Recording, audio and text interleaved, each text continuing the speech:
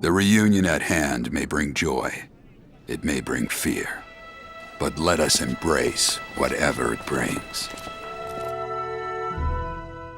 An emotionally charged statement that has meaning beyond this E3 2015 announcement trailer. The vow to remake the legendary 7th Final Fantasy was met with thunderous applause. Splitting it into 3 parts certainly brought fear. The first of these, Remake, ending with a twist. The reborn story would no longer be beholden to the fate of the original, sending controversial stirs throughout the fanbase. We've had 4 years to stew over the unknown journey. Today, I want to explore how successful Rebirth is in building upon this idea while retelling Final Fantasy VII's second act. Does it faithfully recreate the iconic moments we cherish? How does it handle the legendary characters that act them out? And does the premise of unraveling destiny live up to the legacy of the writing it circumvents? This is the good, the bad, and the ugly end of Final Fantasy VII Rebirth.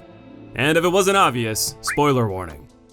Final Fantasy lives and dies on the strength of the main party. These characters are the lens through which we view a world under strife.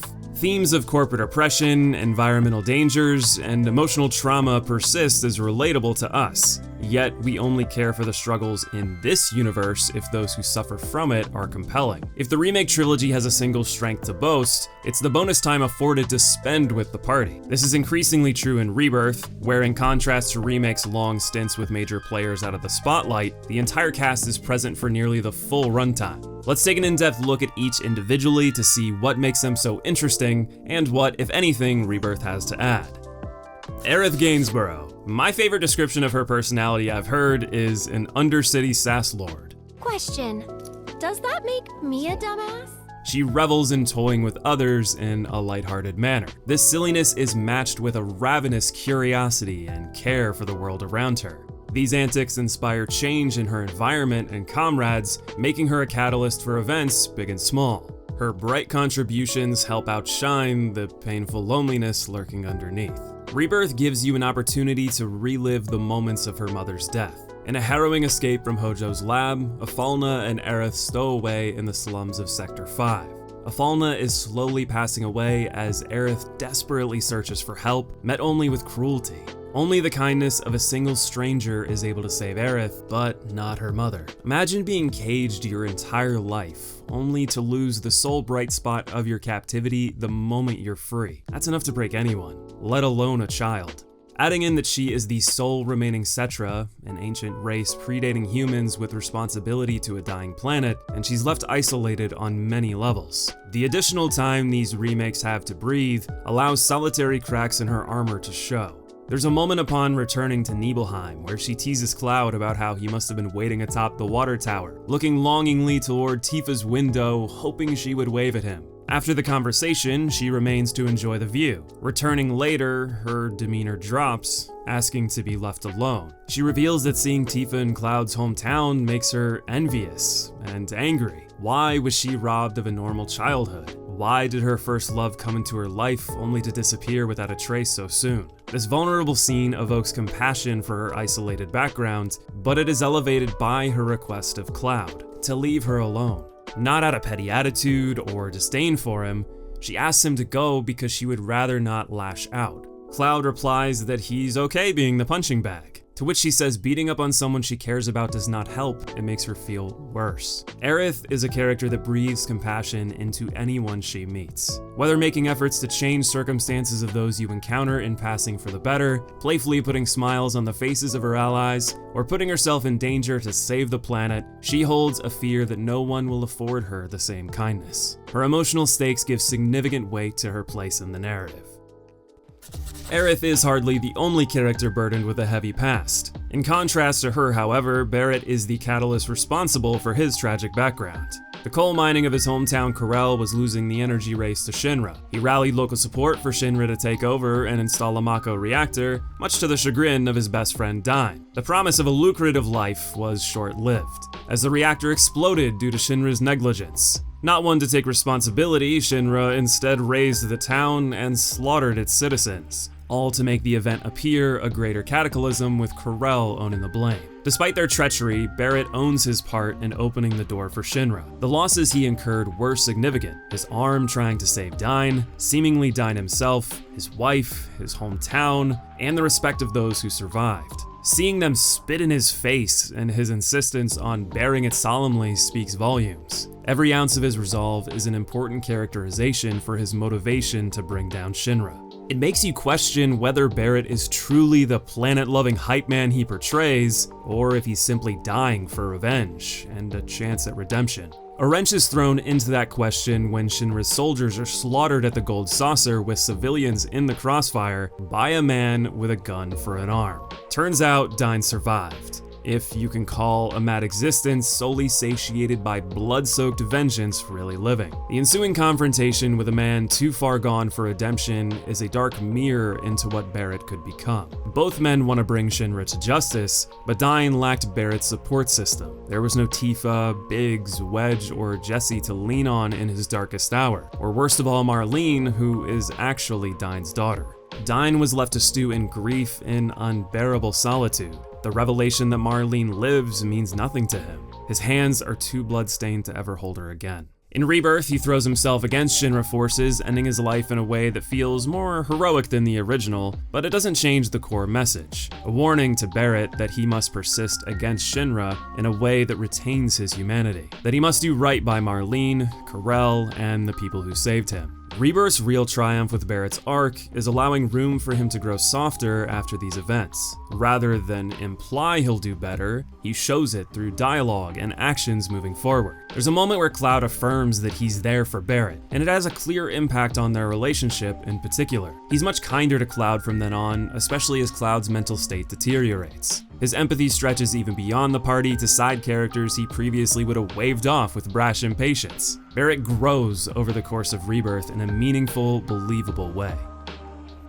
Tifa, on the other hand, I would argue can't grow during Rebirth. Her character arc is tied deeply with Cloud's, preventing her from progressing until we learn more about his condition in the third installment. We do, however, get a larger understanding of how Tifa's background shaped who she is today. Rebirth opens with the Nibelheim incident, showing us a more youthful, energetic Tifa eager to prove herself. You can ask anyone around here. I'm the best there is. Her bold confidence is shattered when Sephiroth lights her hometown ablaze, sparing no one in his pursuit of cleansing the planet. Seeing those she grew up with drop like flies, capitalized by her father's death, spurns her to curse Shinra, soldiers, and Sephiroth. Tifa is a mere ant compared to him, however, swiftly wounded and tossed aside. All of this puts into perspective how powerless Tifa feels. This is evidenced regularly in Rebirth through conversations where she voices a lack of confidence in herself. A stark contrast to her firecracker persona in youth. Her trauma inspires her in two ways. First, she bands with Avalanche in the hopes of making a difference against her sworn enemies. Second, she will do anything to protect Cloud as the only remaining link to her childhood. In both cases, you could argue she is far too gentle. She argues against bombing Midgard's reactors, fights adversaries with the most non-lethal style of the group, and is the first to advocate for softer approaches when it comes to major events. With Cloud, in spite of his mental deterioration putting the party at risk, she hides key information from everyone, including him. There's a selfishness at the core of these actions, wanting to do things according to a very skewed moral compass defined by her interests, even if it puts others or herself in danger. Her self-serving motivations make her an intriguing character to watch develop. Rebirth shuffles some of her later development from a dip in the lifestream to much earlier in the story. She remembers how Cloud tried to save her from a dangerous trek to Mount Nebel when they were kids, when all of her other friends abandoned her due to the danger. In spite of Cloud's aggression toward her, she reaffirms he is her hero, and she wants to be the same for him. But as Cloud is manipulated by Sephiroth, he unknowingly makes actions pit directly against Tifa's desire to thwart Sephiroth. How she responds in more detail into Cloud himself is something I'll be saving for later. At the very least, I enjoy the mountain of insight we get into Tifa's inner workings, with contradictory goals making her arc all the more interesting. Red 13 was a last-minute inclusion to Remake's story, leaving a lot of legwork for Rebirth. At first, he remains the stoic, seemingly wise creature he portrayed in Remake. However, slowly throughout the game, there are glimpses that melt away this armor until it evaporates completely in Cosmo Canyon. In an instant, he reverts to the juvenile Nanaki, more of an excitable puppy. It's revealed that in spite of the bravado he put forward to gain respect, he's considered a teenager. Bugenhagen reveals how deeply the loss of his parents affected him, with great admiration for his mother, while despising his cowardly father Seto. The same twist as the OG follows, with the revelation his father wasn't just a hero, he was the hero that saved Cosmo Canyon from the Gi invasion. This is a section in which Rebirth's relaxed runtime really benefits Nanaki's development. You spend considerably more time in the trial to reach Seto, giving the opportunity to present additional lore to contextualize the Gi's motivations. They are a race alien to the planet, and as such, can find no respite in death within the lifestream. These restless souls become enraged by the planet's rejection and seek means for eternal rest. They steal a powerful materia from the Cetra and channel all of their vitriol into it, creating the black materia. This addition to the mythos provides the underdeveloped Gi with greater purpose in the narrative, and further cements Seto's efforts to keep the black materia out of their hands as very meaningful. The grandiose shadow he leaves behind gives Nanaki clear shoes to fill. Some great side quests follow that affirm he plans to keep the black materia out of the Gi's hands, yet will dedicate his life to finding a safe solution to release the Gi from their eternal torment. It provides stakes for Nanaki to keep pursuing Sephiroth with the party to ensure the black materia can never be used against the planet. Rebirth's inclusions all serve to enhance Nanaki's arc, a very welcome evolution of his journey. Yuffie is another beneficiary of taking center stage in Rebirth. In the original, unless you invested in the Wutai side quest, she was merely a materia-hungry jokester used for comic relief. Make no mistake, she's still a force of nature with all winds flowing toward her sweet, sweet materia. She'll sing songs about it, do a dance number juggling it, beg every person they encounter for even the slightest crumb. If she catches even a whiff, she barrels in that direction, no questions asked. It becomes comical similar to the original, but her motivations here are more prominently stated. Wutai is oppressed by Shinra and seeks to claim their independence. Her obsession is to gather and consolidate power her nation can use to obtain the freedom they seek. Rebirth leans significantly harder into going to war with Wutai, with the subterfuge between Rufus and a mysterious Wutai double agent causing many casualties to incite the conflict. The aftermath of these events hits Yuffie quite hard. When the whimsical materia monster slows her roll, it carries a lot of impact. Underneath her silliness, it's clear how much she cares for those close to her and her nation. Thrusting Yuffie into the spotlight is intense, but it's well worth the price of admission.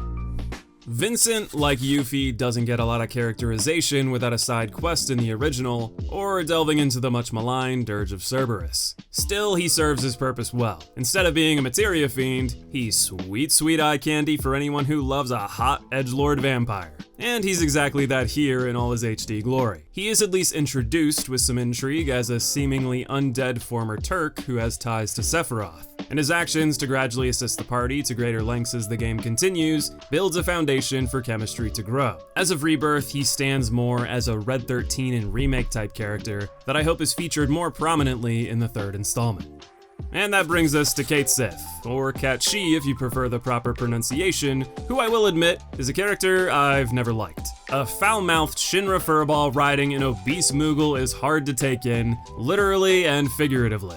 The way he wheedles his way into the party nonchalantly during Dine's arc is a little too convenient after multiple chapters of denying Yuffie before relenting. He more so forces his way in, and the party accepts his value as a Shinra insider, while regularly reminding him of how little they trust him. His mid-game introduction provides enough time for the party to build some sense of trust, just in the nick of time for him to betray it by helping the Turks get the upper hand on an endgame MacGuffin. However, I appreciate that in Rebirth, Cait Sith comes across as more sympathetic than in the original. He gives the keystone to the Turks, but here he reveals he did it because he was afraid of the danger the Temple of the Ancients posed to the party. The party actually leaves him at the Gold Saucer, fully departing from being playable until he appears in their darkest hour to redeem himself as a sacrifice against the Temple's booby trap to save the party. Whereas in the original, he invested in the party out of curiosity for their willingness to save the planet while not being paid like a corporate dog. He was hired directly by Shinra to spy on them, and since they refused to keep him around, he plays a recording of Marlene as a hostage to secure a permanent spot on the team. His later sacrifice is meant to get the player to sympathize with him, I guess, but it did not land for me at all. Especially because it's a superficial sacrifice in both cases. He summons a new bot and the journey continues. The credit where it's due, Rebirth made his heel turn into Return feel more realistic, and his motivations are far less odd. He saw the Sector 7 plate drop and decided to act. Simple as that. And in the end, he was right about the danger the temple posed, and I respect his willingness to save the party in spite of them ditching him. Whether or not I like any of the characters isn't particularly relevant anyway. I care more that they are compelling actors to construct a narrative with. I hope I've illustrated why Aith, Barrett, Tifa, Red 13, Yuffie, Vincent, and Kate Sith all have rich backgrounds, deep layers of development, and compelling motivations to drive them forward. It makes it easy to invest in them and their mission to save the planet, with Rebirth's runtime giving more opportunity to do so than ever before.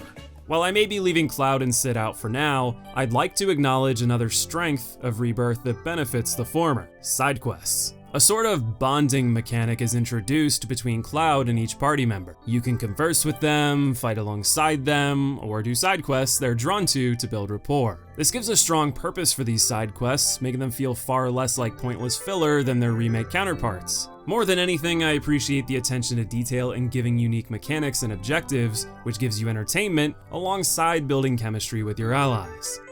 I think their growing rapport is best illustrated through lighthearted moments. Seeing Red 13 show up as a disguised human for a Queen's Blood tournament after being denied entry as an animal is hilarious visual comedy. The Loveless play in Chapter 12 is full-on Shakespearean ham, allowing you avant-garde choices like professing your love to Barrett over Tifa. There's the entry number to the Gold Saucer that has the ladies breaking out in full-on choreographed dance, which sure, I could be pedantic about how they have zero practice to pull it off, but screw it, they're having fun, and so am I. And I died when Aith was giving a heartfelt speech about her tragic background in front of dozens of Cosmo Canyonites, looking to Cloud for encouragement, only for him to attempt a smile that looks more like someone squeezed a lemon in his eye. Not only is this sad attempt hysterical, knowing Cloud struggled so hard to do what seems so simple to most of us adds to the humor. Even more so knowing it probably did help diffuse Aeth's tension seeing this goober do his best to encourage her.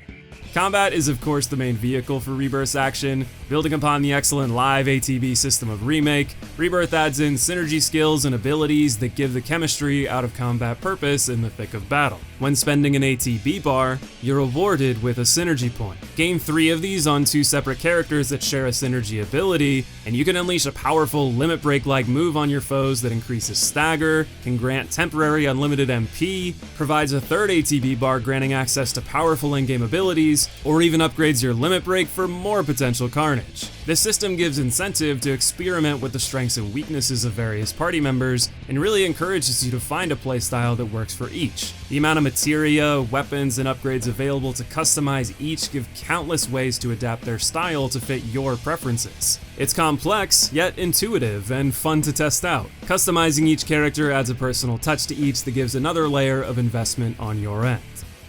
Rebirth does an excellent job of building upon the systems that worked in Remake, and like that game, the beefy runtime demands stretching out the portion of the story it covers dramatically. In a lot of cases, this enhances the source material, like the Gi's new lore surrounding the Black Materia.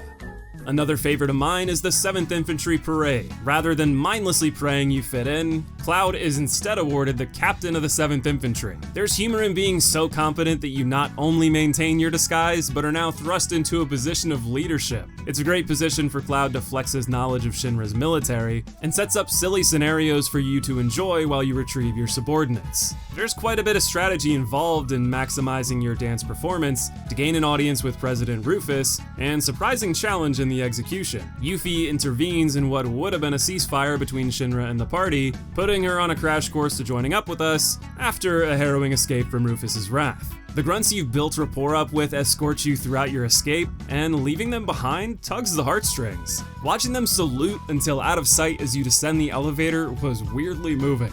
It's a reminder that despite fighting on opposite sides, the differences between you aren't so great. There are a lot of moments like these throughout the game that add flavor to the world. The more you characterize who and what makes the planet special, the harder your resolve is to save it. Unfortunately, the breadth of Rebirth's runtime stretching the source material thin does come at a cost.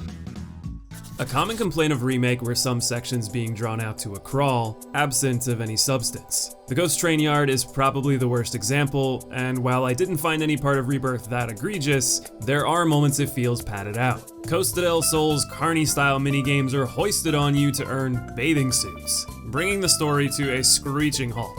The devs clearly knew how far they could string players along, dying to see Tifa's frilly beachwear. Kate Sith's moment in the sun searching for a terminal in Shinra Manor is mind-numbingly boring. Summon boxes, yeet them with one of the most obtuse aiming systems possible, rinse and repeat for nearly an hour. The battle for the Keystone turns into a pay-per-view event where they must be charging by the minute because Corneo and the Bozo brothers yap and yap and yap in between mindless battles that barely work up a sweat. Then we spend uncomfortably long watching Corneo slobber over every female in sight, followed by yet another lopsided snooze fest against Elena and Rude. The Temple of the Ancients' mind-bending puzzles and stunning scenery are unforgettable, yet the sequence overstays its welcome through excessive HP-bloated battles and a newly added trial for each party member that amounts to long, interactive cutscenes. Some of these, like Eris, are quite moving as I shared earlier, whereas Tifa's pads the runtime with an unaltered rehash of the Nibelheim incident. While none of this is outright awful, and I recognize patience for these events is going to be very subjective, I'd be hard-pressed to believe you didn't find at least one moment in Rebirth padded in excess. Ultimately though, they are minor offenders. Open world monotony is the real culprit of time wasted. While optional, they are directly tied to your party level, a stat granting access to the best upgrades in the game, such as special abilities, the most powerful limit breaks, and monstrous stat increases. Not to mention acquiring summons, and the strongest materia relies on engaging in these activities. Getting access to the strongest builds, abilities, and the most challenging battles is a thrilling part of the game. It's frustrating that it's locked behind trite activities more appropriate for Ubisoft. I do at least appreciate efforts made for players to stumble upon them organically.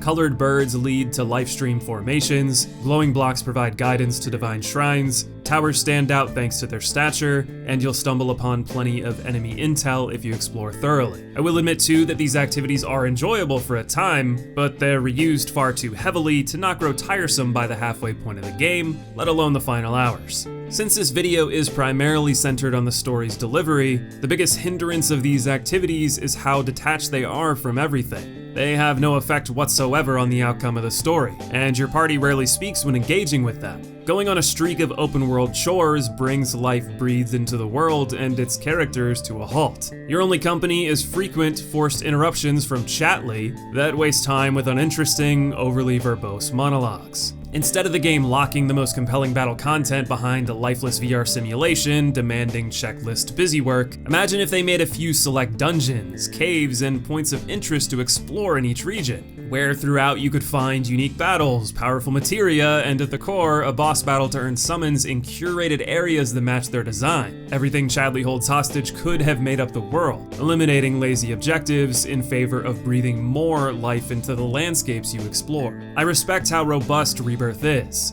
I imagine the world ended up empty, and these cookie-cutter activities were chosen as easy ways to fill it out. But I would much rather they rein in the scope and focusing on tightening up the quality in lieu of slogging through bloated, lifeless diversions. As a final note on excess, I'd be remiss to skip over what I call micro-filler. Instead of Remake's corridor-based design that frequently broke pacing with long sequences slithering through tight spaces, Rebirth fills out various sections with cinematic platforming by holding a control stick to hop between yellow planks, mashing the triggers to simulate the excitement of moving forward or resisting, and pushing carts at a pace that makes snails look like Usain Bolt. All minor in the grand scheme, but they do add up over the course of a lengthy playthrough that is equally filled with open world monotony and erratic story pacing. Outside of cathartic complaining, my intent in sharing this filler is to more justifiably point toward what's missing. Sid and Rocket Town get utterly shafted. In an interview with the game's director, Naoki Hamaguchi, he reveals Rocket Town was cut to make room for Gangaga's greater presence in the game, and that we may see Rocket Town in a third entry. The problem is the introduction of Sid is completely neutered, both in significance and character. Gone is his boisterous, near abusive attitude in favor of a cookie-cutter action hero. Perhaps this shining persona opens the door for it to come crashing down in the third installment with a twist, but for the moment, he's a shell of his former self. Without Rocket Town revealing his relations to Shinra and dashed ambitions, he has no reason to work with the party, other than being a stand-up guy who was once smitten with Aerith's mom. Despite how much of Sid's original personality evaporates, he is not the party member done dirtiest by Rebirth. As far as Remake goes, I've been on board with the developer's new vision of Cloud. Rather than a cool, collected character, they've given him an apathetic attitude to mask his insecurities. Nojima specifically stated he wanted Cloud's standoffish attitude to seem lame, and it does. There are many times where Cloud is apprehensive to reveal his true feelings, which makes the moments where he's willing to be vulnerable stand out. It's oddly endearing. Especially bounced off a party who is well aware his tough act has the constitution of a cupcake. This pattern continues in Rebirth to great effect in the more lighthearted moments. What I was curious to see is how they would juggle the increased involvement of Sephiroth's influence over Cloud. This is where, from my view, the contrast to the original skews too harshly. As Cloud loses his grip on reality in the OG, particularly in moments where he takes actions that benefit Sephiroth, he speaks openly to the party about regret and fear of losing control again. Such remorse is rare in Rebirth. Some of the responsibility for this lies with altering events with Tifa. OG Tifa is very protective of Cloud's memories. She prefers him to speak on them as little as possible and to ignore any incongruent thoughts. Whereas in Rebirth's very first chapter, Tifa pushes hard back against Cloud. When Sephiroth manages to manipulate Cloud into questioning if Tifa is real, that she didn't die in Nibelheim, she reveals her scar. Her rebuttal is surprising, directly questioning Cloud about holes in his memory, the exact opposite of her tact in the original. This setup sows seeds of doubt in Cloud against Tifa, and suggests Rebirth's Tifa may have less patience with Cloud's condition. While the former idea is built upon, the latter is completely abandoned.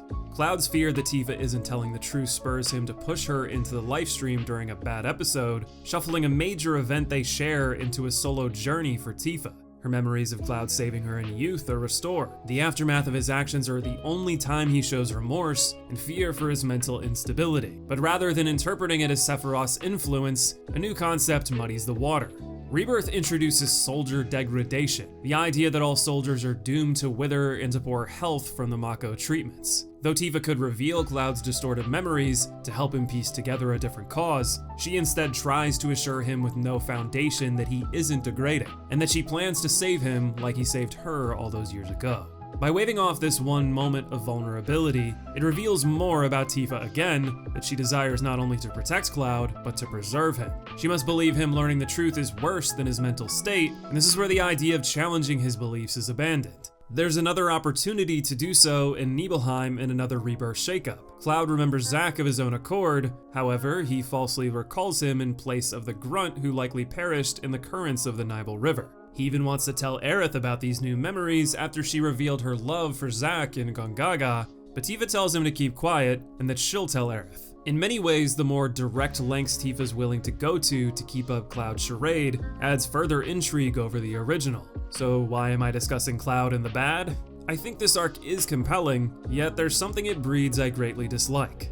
During Cloud's episodes, he becomes an aggressive, cold robot that exists solely for Sephiroth's ends. Rather than these brief moments of control that are exerted in the original, Rebirth's extended runtime has these moments last for up to hours. This is primarily true in the Temple of the Ancients, where he is uncharacteristically cruel to the party, yet they endure his abuse. It's difficult to watch unfold, and is so stark compared to his normal demeanor. I have to question the party's patience with him. I take no issue with Sephiroth successfully manipulating Cloud. It's an integral part of his art, but I do have a problem with him being put in these long-term trances that completely sour his behavior for no consequence. It's a mismatch for these themes of rallying together as a team, and a genuine bummer to see abusive behavior toward those he's built rapport with. This would be fine if he had a realization after snapping out of it that made him apologetic and terrified of his condition like in the original, but that's far from the case in Rebirth. Losing this vulnerable anxiety takes away from humility that was key in the player reconciling his actions. This is more true than ever in the game's ugly final hour. The penultimate chapter concludes with Cloud surrendering the black materia to Sephiroth, then chasing Aerith like a slasher villain escaped from the loony bin. When he snaps out of it to save her, Sephiroth sends them careening into the abyss. What follows is so poorly paced and confusing that I don't know where to start. Me?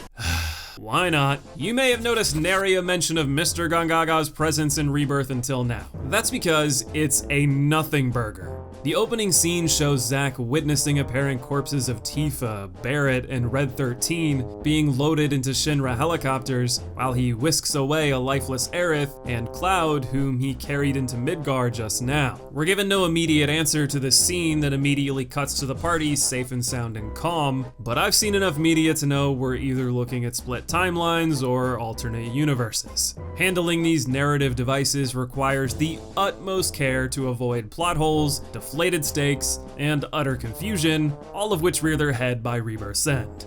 Structurally, Zack's story is doled out sparingly in short excerpts over the game's 40-plus hour main story, considerably longer when engaging in optional activities. I feel the writers made a conscious choice to limit how much is revealed in each scene so you wouldn't forget a bookmark that was placed dozens of hours ago.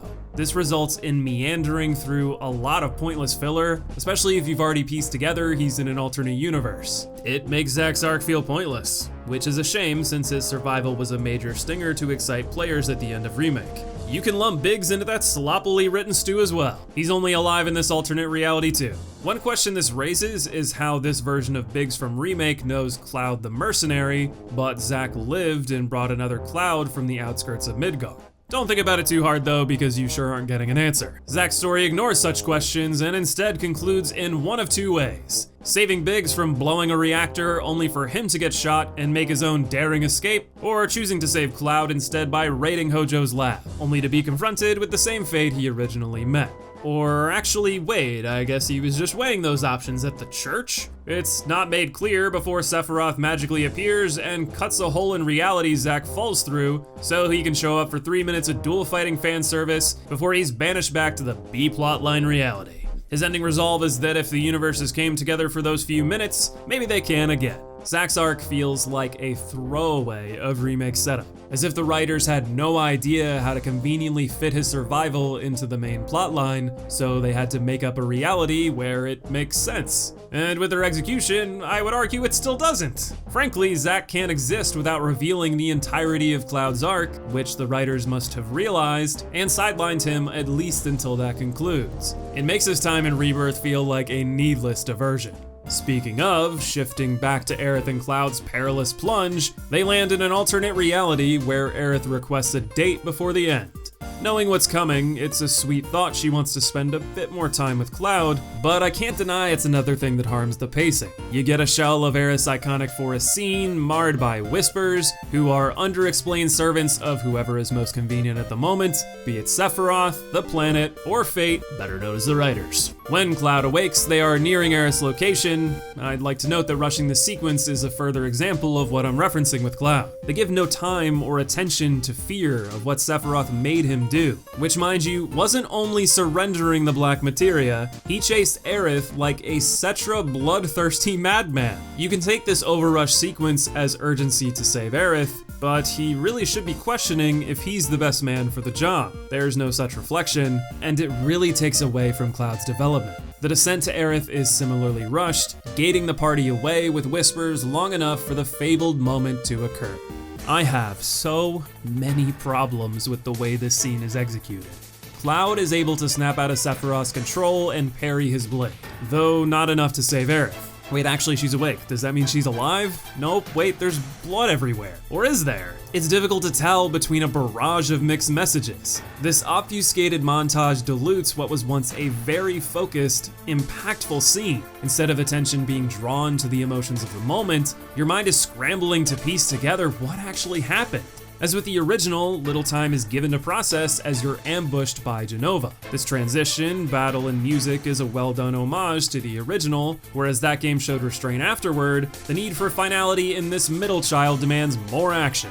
What precedes is a 6-phase boss fight with Sephiroth himself. First with Zack and Cloud in the aforementioned fan service, next against Bizarro Sephiroth with Cloud, a summoned Bahamut minion with the party, Zack in an alternate universe, the party against Sephiroth himself, and finally, Cloud against Sephiroth with Aith? After non-stop action continuing to give little time to process the earlier events, Aith shows up seemingly alive. Okay, so she lived then, right? Maybe. This confusion robs you of the beautiful scene of her funeral, instead taking up immediately after with the party grieving, with the exception of Cloud, who, unlike the party, sees Aith clear as day. He's ready to move forward as if nothing happened, further disturbing the party after hours of twisted Sephiroth-inspired behavior. Yen shows him estranged from the party, revealing he holds and is hiding the black materia. The notion that in this main world, he sees the tear in the sky to other parallel universes suggests maybe Aith is alive in another world that Cloud is now seeing simultaneously. Whether or not he realizes this is left for you to decide. Also keeping in mind, this is simply my interpretation of the Whiplash ending.